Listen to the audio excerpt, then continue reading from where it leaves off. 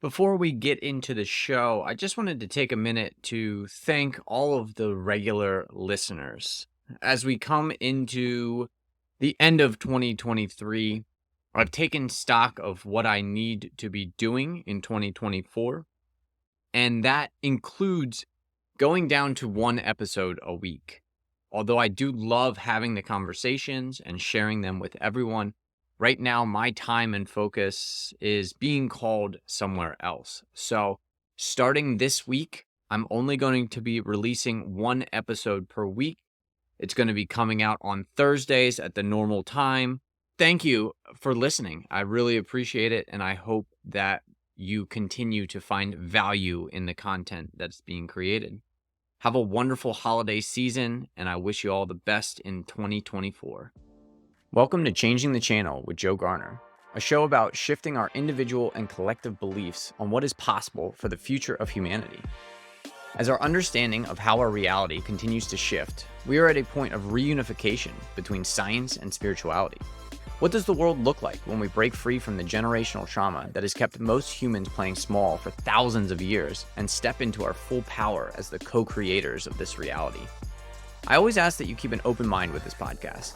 Ask yourself what resonates with my truth at this time and what does not. Respect your intuition, but see if you can get through the whole show, because there might be that little nugget buried deep in the conversation that unlocks something for you. Welcome everyone back to Changing the Channel. I have Andrea Mai here today. She is a words and symbols explorer, founder of Writers of Light and the Pure Light Project podcast, and coming soon, the Pure Light Bookshop, where she and other writers of light will be spotlighted. So welcome to the show, Andrea. Thanks for coming on. Oh, Joe, thank you so much for having me on. This is a bright spot in the week for me, so thank you very much.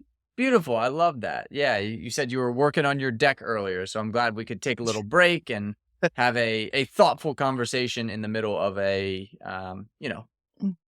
project that you're working on. The tail end of a 2.5-week project, yes. So, no, this is beautiful. I've actually been kind of dialed out of everything in a little bit of a retreat space, just tuned out of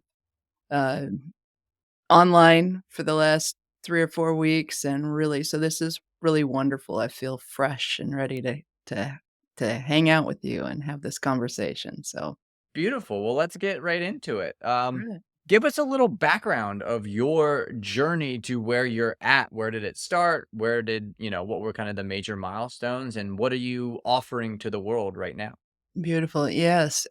So really my whole life has been sort of on a spiritual quest, a spiritual journey. Around age 12, I really started to have this deep experience of beyond this body. I didn't really know, what to do with it. And but I started checking out books from the library. This was in the '80s, and encountered a book called Houston Smith's, I think it was called The Book of World Religions or something like that.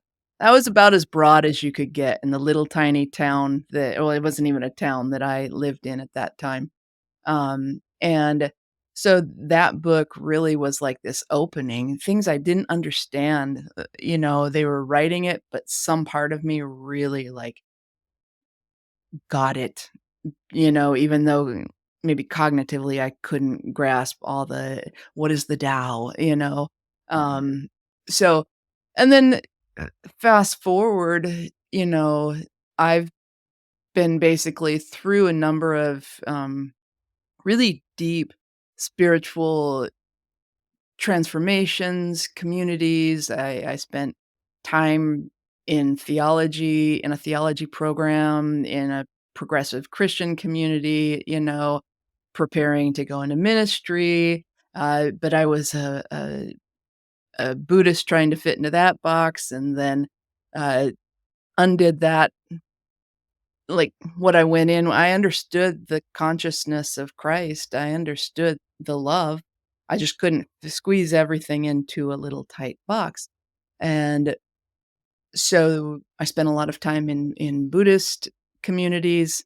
There again, kind of stepping into leadership roles and helping just facilitate space for people to start to go deeper with themselves and understand the mind and the heart and how it all connects. And yeah, I had a lot of fun along the way.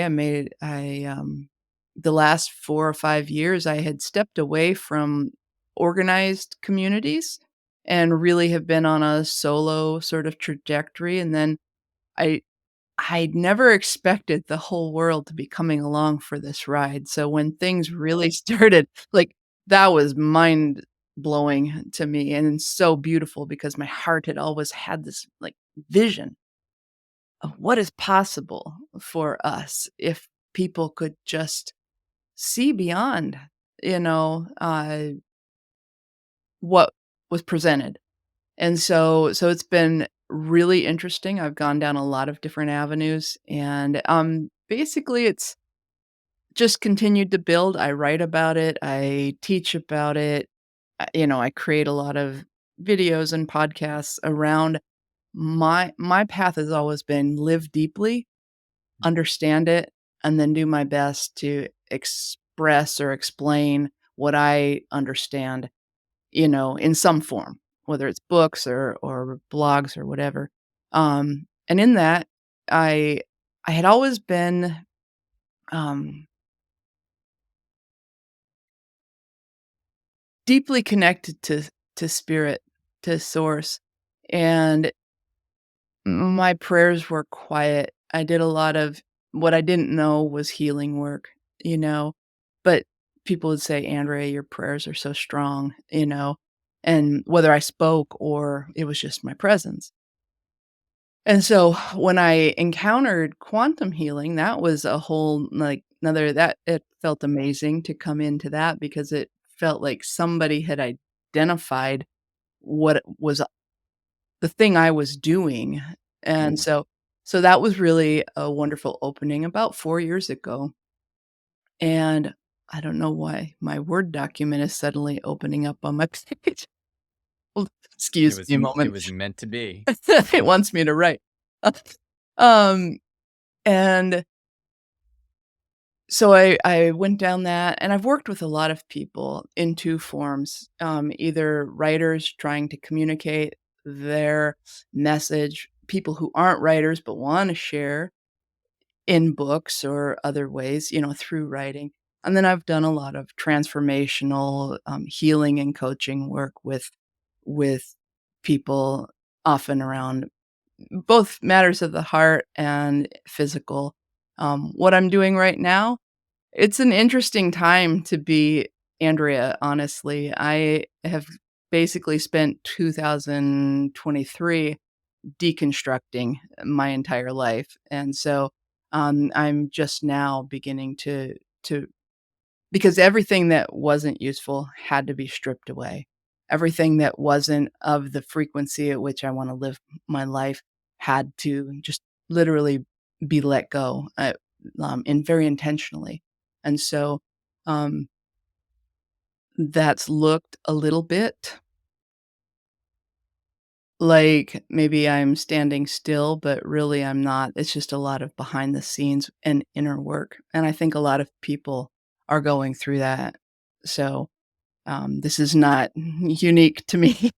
Right. Um, but yeah, so right now I'm just gearing up to come back with I've got a new book coming out, called The Calm Way, and beginning to work again with people, um, in interesting ways, so Finally, a place for listeners to gather and share. Join the Ascension Update Substack for messages and updates from our brothers and sisters helping with the ascension, articles on the future of humanity, and a Q&A where you can ask my guides anything you would like. This is the hub for everything ascension related. Click the link in the show notes or go to joegarner.substack.com to stay at the leading edge of this movement. And now, back to the show. Yeah, yeah, and I like that. I like that you say, it's stillness, but there's still it's kinda like the, caterpillar in the cocoon. The cocoon is very still, but there's a lot of stuff going on the inside there. And Yeah. then at some point it breaks free and it's now this new, more beautiful thing. And kind of to highlight, you've been on a spiritual journey since you were 12, 13 years old. You've had many iterations. Like I Yeah. think some people, especially, for me, this is my first transformation period in my life. Some people kind of get caught up in that idea that, okay, I did the transformation, I've achieved it, and I'm here, I'm done, like I'm ready to just relax, sit back, and enjoy this new understanding. And I think you can probably speak to the fact that it's never over, it's I never mean, done. there's never an ending, and what I've found is that you do get to that point, and there's, like, this beautiful sort of resting in this bliss for a little while, or what feels like bliss because you've kind of been working at it, Or some people, it's just literally this epiphany moment, and I think that's I think there's, like, the aha moment when you first have that experience of sort of the veil dissolves in front of your eyes somehow, whatever you identify the veil as or with. But, yeah, it never ends. I mean, I had to be really humble this year because I realized that, um, I had been on this path for so long, been part of many things, often still felt in communities where we would talk about enlightenment and awakening, right? You never were actually supposed to have that. Nobody was awake, that was Mm. a thing you aspired to, and then to recognize that, "No, I really am awake," to whatever that means to the individual, right? Um, and that you have seen. There comes this loneliness inside of that for a long time, and so that was what was so, like, amazing when all of a sudden just this I'd been waiting my whole life for this huge uprising, of people to start talking about this openly, and it it never ends because as soon as you get to a point where you're comfortable, confident, you begin to get stale, uh new things arise, and it's actually very beautiful. I am this year has like I said, this year has been the most granular experience. I've spent my whole life processing, releasing, letting go, only to find out just in this last few weeks that I was so attached to letting go that I forgot to live. I Mm. had come to a point of deep it wasn't despair, but a very flat space. Because I had forgotten how to actually find excitement, you know? And so, yeah, we're never done. Um, Yeah, it's a lifelong, eternal journey, really. I mean, you have these um short iterations of physical existence, and you're learning lessons at the soul level. And as that soul begins to progress, it moves up into the oversoul, and it continues its journey as well. And even when you get back to source, when you get back to the totality of the consciousness of the universe, it just starts back over. There's another yeah. wave, there's another level after that, and it just continues all the way up. And that is what eternal means. There is no end. There's no beginning, no end. So it's always just a journey, and you take it as it comes, right? You take it Yep, as it shows up for you. exactly. Yeah, I think the best I know probably a lot of your audience come from all kinds of backgrounds, but if you're trying to understand eternity, and, uh, both and the conversation of both and or always and never. Uh, Check out the Heart Sutra. That is absolutely the most beautiful contemplation that kind of ta just really brings it all in, you know? Mhm. Yeah, so So you've made a couple mentions now of, the excitement of other people waking up around you.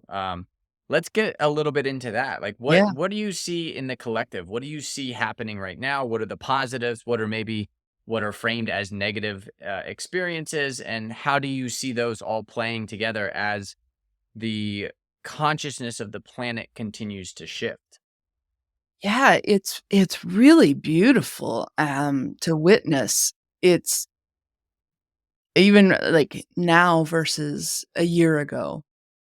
What has happened is, a little bit of a you know, there was sort of this first wave of, like, mass, um, awakening happening around 2019, 2020, right? It was starting to really bubble up. It went from, like, 1% to 5%, which is Hmm. enormous, right?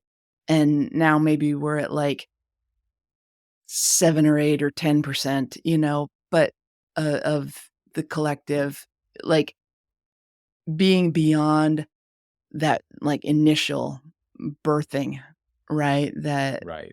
there's, a little bit more stability coming in.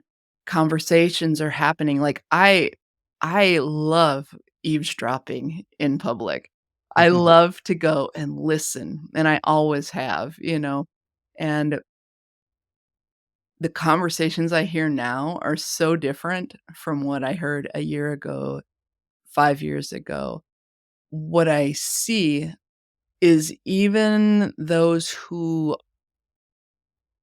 whether they are consciously, intentionally talking about things, of the heart, of the spirit, just there's this beautiful, um, shift happening in how people talk to each other, how people show up. It's not everywhere by any stretch, but when you look around, and I would say yeah, I'm just as likely to witness something really higher, frequency than something, you know, low. And so how it's playing out, I think, the good fortune to be talking with people in a lot of different spaces, a lot of different, um, you know, industries or places on the planet, and so I kinda have my ear to the ground listening to what's happening, and there's, like, all of these advances happening in technologies that are going to really transform. But what's beautiful is, like, the people, the hearts behind these projects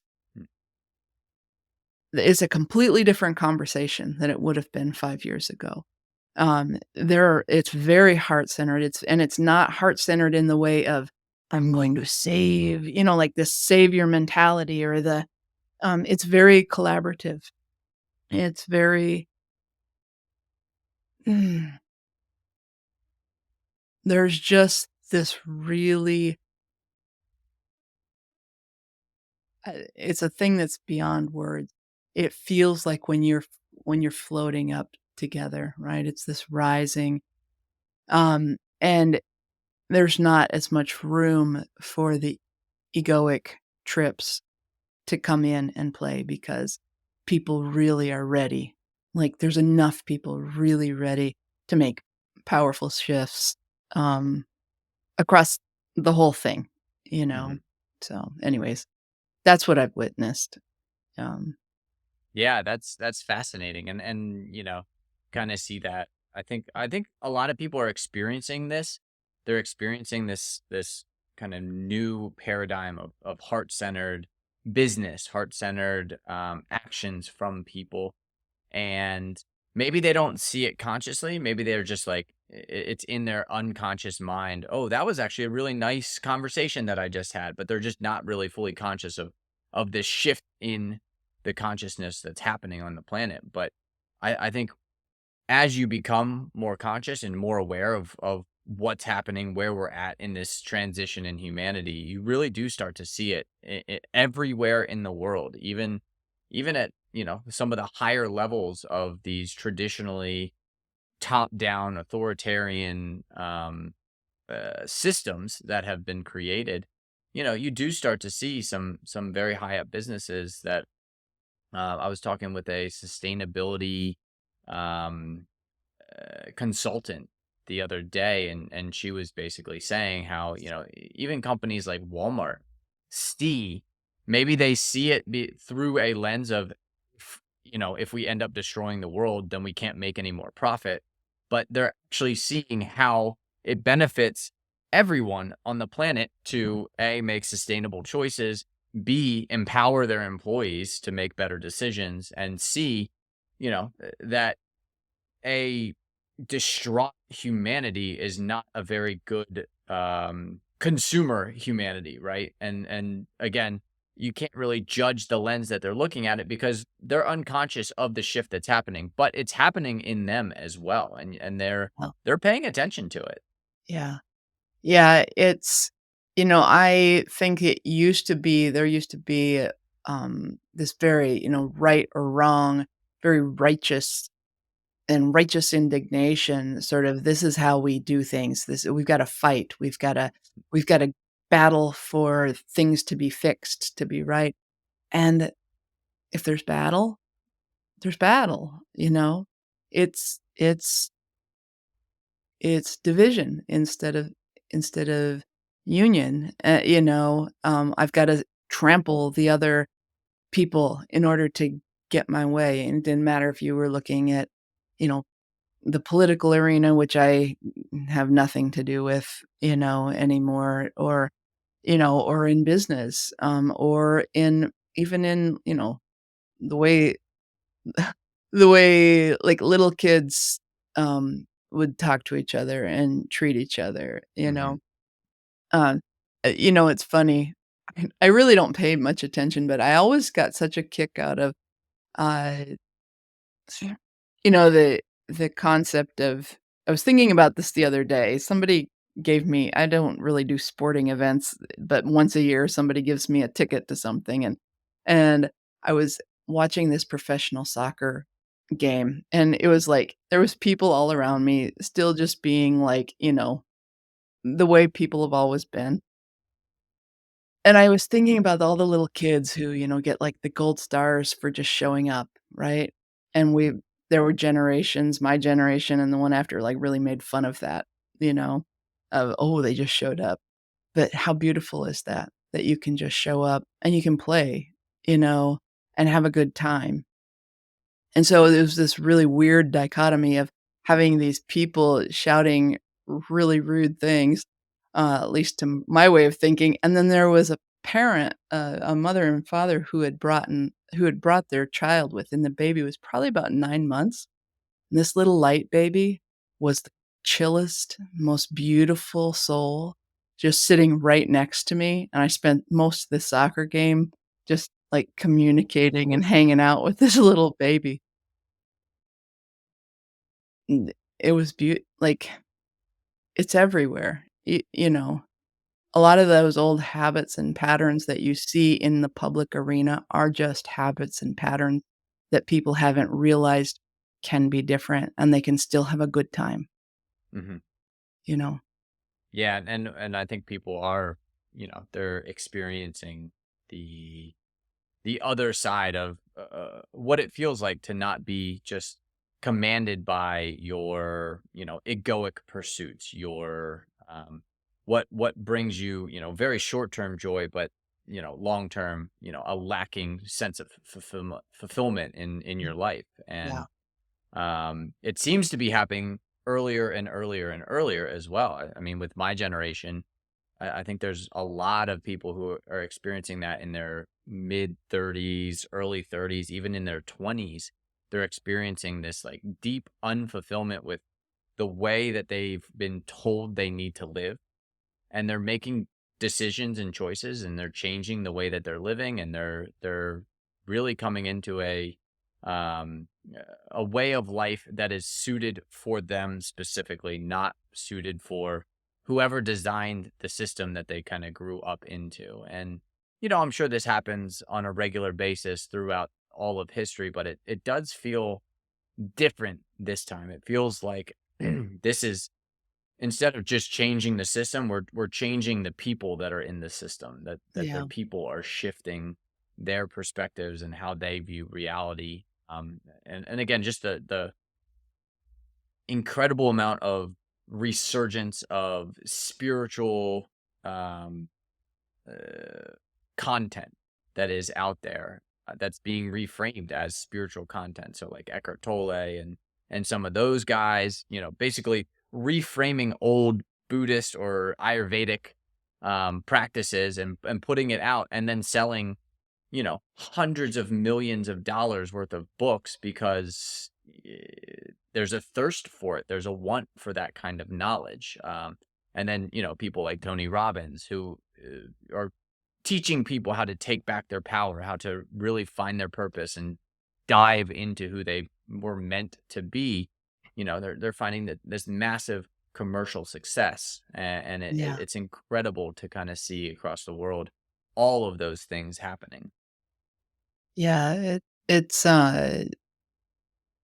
what's interesting, so I've watched the world of, let's just call it, say, communications, right?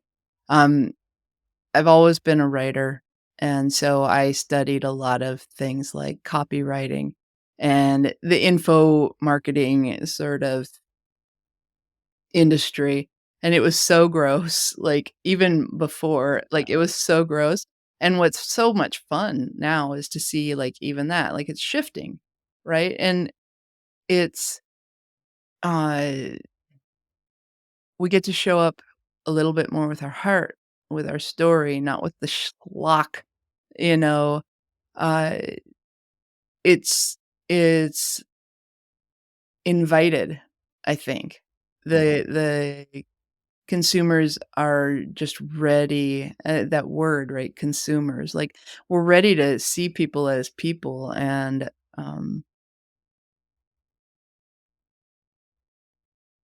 I don't know. I there's still a lot that will change by a lot, you know? But it is beautiful that more people, I love that more people are really starting to come in. People who've, they talk about waking up in the last 2, 3, 4 years, and there just is this, it's like when you watch a baby learning to walk. It gets the idea. It's like, "Oh, I've gotta go from here to there," but they've got little wobbly, rubbery legs, right? And now it's like watching. And be It's so quantum, right? The stuff that would take 20 years, 30 years, lifetimes, can happen inside a space of 3 or 4 years, you know, in terms of maturity, in terms Mhm. of, um, being comfortable with what you're seeing, holding space for things to be coming down and rising up, like, that's a lot. That's a level of mastery that masters have pretty much just been able to talk about in a slow, steady way for hundreds, maybe thousands of years, and now we're at this time, and so they would work with students or whatever, for years or a lifetime, and Right. people would not have as much exponential shift as you can have in a very short time now because of all the stuff, you know? Right. Yeah. Not only the physical technologies that exist, the internet, the, democratization of information, all of that stuff that exists, but also, and a lot of people don't necessarily talk about it out in the open, but there's a massive amount of energies that are here helping this transition Yeah, as well. yeah, You call them angels, call them extraterrestrials, call them whatever you want, however you want to conceptualize this information, but they're all here, they're all helping, they're all benevolent, they all want to see us make this jump to be, the sixth species of enlightenment, this sixth species in the galaxy that makes this jump, that makes this quantum leap from separation consciousness to unified consciousness, and we do it in a way that um, you know, we don't have to blow up half the population to make that quantum leap. Like we all make this transition, and that's what it feels like right now. And just feeling this energy and the energy of the eclipses that we're almost through. You can it's a palpable feeling that people, Yeah.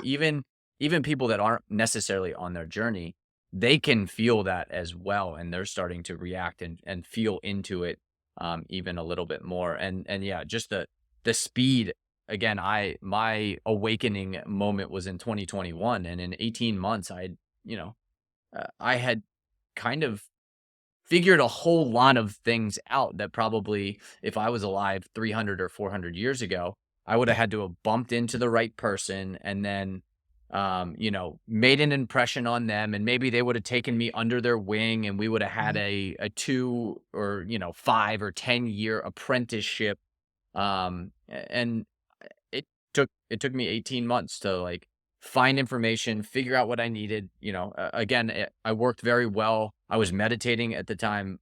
I still meditate every single day, but I was Yeah. meditating every single day. I was making sure that I was listening to, I actually put it in my calendar. Listen for the gifts from the universe. Like that showed up twice a day in my Google Calendar so that I was paying attention, like, "Oh, that conversation that I had in the grocery store, like, how amazing was that?" It wasn't just this unconscious, cool feeling. It was I was consciously aware of what was coming into my life, what was being guided towards me.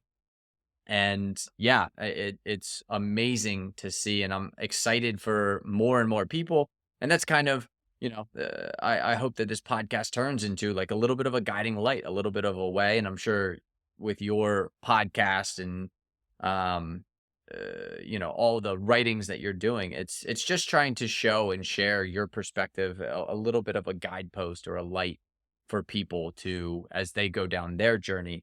And you also I'm seeing it and feeling it in the spiritual community as well, that, it really felt like when I was coming through, there was a lot of ego involved in that spiritual community.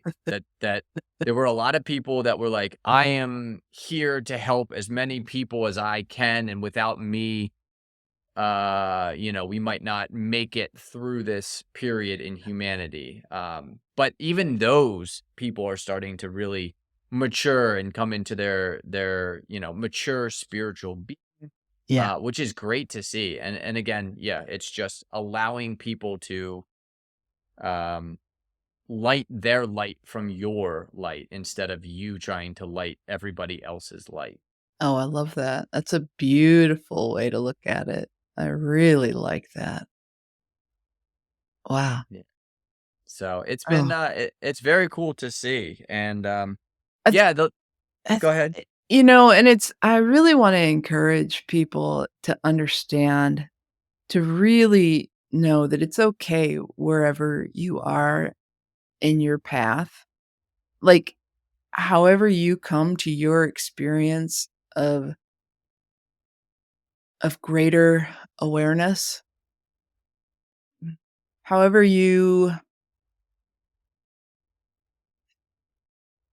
it it there used to be this, real I mean, and this was just a few years ago, and kinda to what you're talking about, this ego inside spiritual communities. I've been in part of a lot of them, really deeply for many years, and, um, and there was always this heartache because inevitably, well, things would go wrong, like, big things would go wrong, and people just there was never any grace or there was grace and forgiveness to a point, right? Mhm. And then it was like, we just like, we implode, and people would walk away very bitter and heartbroken and angry, and they would feel so lonely, or whether they felt like they were cast out or they felt like they left, because it something it was disgusting to them a lot of times, and These these things are all inside of us, and they this leveling up, this transformation, this ascension process, however you identify with the expansion, um, shifting into higher states, higher consciousness. Eh, th Even in that, like, there like, we are so invited to look within now because everything we're seeing, right? There's no pointing fingers at anybody anymore. The only thing that any of us has to do is recognize those those experiences inside of us. You know, anger leads to fighting, leads to mistrust, leads to war, everything you see on the greater platform. But the beauty is that we can really lighten up. Like we can recognize that it is inside of us and it's inside of all of us. And that's where like this grace and this compassion that is it's just nice to know that somebody out there understands. And so we don't have to be big shots. Mhm. We don't we can we don't have to know everything in order to smile at someone and say a kind word or a true word as we experience it. And then when you're having a day, when my I've been having a lot of probably what I'd call cranky days lately, Mm. Well, I did during this year, and then some days of feeling like, well, I I don't even I don't even have a clue anymore. This is so beyond the scope of and like I've had a pretty big scope and this is greater and more wonderful. But in that, like, you really are called into the depths of the depths of the depths in order to go to the heights. You have to let go, let go, let go. And so all I guess I wanna say is that just be really gentle with yourself and enjoy it and remember to laugh along the way. Because I think on those friends that you talk about, those beautiful angels and spirits that are here with us, they're on the other side. Sometimes do you ever hear a giggle, Joe, right? Like, just this, like, Mhm. random giggle or this, like, I have a lot of chimes and gongs, and I'll sometimes when I get really, I don't know, focused in a way that doesn't feel pleasant for me, all of a sudden, like, they'll tinkle, tinkle, tinkle, and it'll be something funny, um, and you'll remember to laugh. I don't know. Mhm. Anyways, I felt like I really wanna encourage people because you can get really, really serious. You can, yeah. You It's can get very serious. and it's part of it, you know, but Yeah, it's part of the evolution that you go through. It's just like, for some people, 10th grade is very difficult because there's, a couple new courses or something like that, or it's a new experience than freshman year. And, that's the process that we're all going through. We're going through this school of ascension. And for some, we've done this before. We've been here before. We understand what the ascension process, if we tune into, our higher self, our true self, if we tune into the body, we've done this before. We've all done this before. And for some of us, this might be a new experience. They've never experienced this ascension of consciousness on a planet wide basis, and they have some fun lessons to learn. And if as long as you continue to look at them as lessons, just like the difficult parts in life are just lessons that are teaching you how to move to that next level.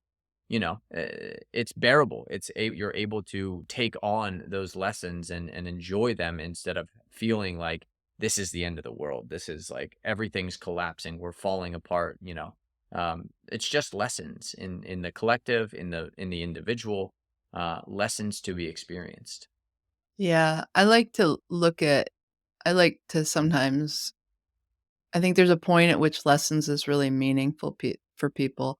Um, Sometimes that has like, we carry a lot of, angst in the body around that or in the soul, but, looking at it as experiments or Mm. invitations can be really, helpful, right? Like, you're just collecting data, Right. you know, at a level maybe you can't quite, eh, because you've personalized something when in fact it was just an experience, an experiment in what happens if I do this? Oh, right, but then the stories build and build and build, and we get stuck in a loop, and we've manufactured an identity around something, and then later, as part of the process, we get to release it, or shift it if we choose. Beautiful. Yeah. Well, Andrew, this has been a wonderful conversation. I really appreciate you sharing your perspective, your journey. It's a very long, deep journey that you've experienced, and again, continuing to share it with the world. We really appreciate that. So, if anybody does want to work with you, what's the best way to find your information, get your books, anything like that? Um, well, so as I said, I'm kind of in a bit of a re reconfiguring, but right now, the easiest way is either to go to purelightproject.com, or I have a Substack if people are familiar with Substack, and it's Andrea Mai Writes, uh, .substack.com or good. So, and Mai is MAI. And so that I'm kind of shifting a lot of my material under one house at Substack. So there's contact information there, and Perfect. um, yeah, Yes, Substack's great. I'm on there as well, and they do a very good job. They're really trying to empower writers and give, all of the um gains of the writers back to the writers, and not, yeah, you know, yeah. It's a pretty good platform. I always still like to. It takes time when you have 25 years of work to kind of try and bring it into one place. But do you have are you writing over there on I Substack? am, yeah. Yeah? I just do like a little weekly kind of newsletter thing. Um, Simple stuff, nothing Yeah. crazy. Yeah. Have you put your podcast on it? I tried.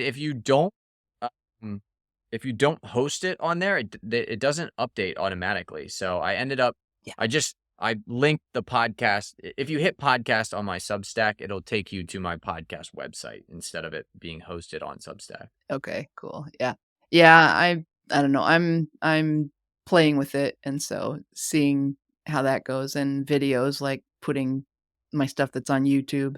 I do have a lot of YouTube videos. There's actually more videos than there are audio, but um so if you look up Andrea Mai um, on YouTube, you'll find more of the same that you would on the podcast. So, Perfect. but Well, I really appreciate you coming on. I love your perspective. This was a wonderful conversation, and hopefully we'll be doing this again at some time. oh, I love it. Yeah, and I think I think a couple of my friends of light have been talking to you or about or going to as well. So Oh, I'm beautiful. excited to see how that all ripples out. Yeah, exactly. Yeah. So Awesome. I All appreciate right. it, Andrea. Have a great one. Thank you, Joe. Bye-bye. Thank you again for listening to Changing the Channel with Joe Garner. If you enjoyed the show, please follow the podcast, hit the bell to know when a new show comes out, share with a friend, and rate us on whatever platform you're tuning in from. It helps get these messages out to more people to create the collective shift in reality we are here to experience. Make sure you interact with the Q&A and poll sections of the show so I can continue to provide content you enjoy. Finally, check out my website in the show notes to become a VIP of Changing the Channel and join the shift that is happening.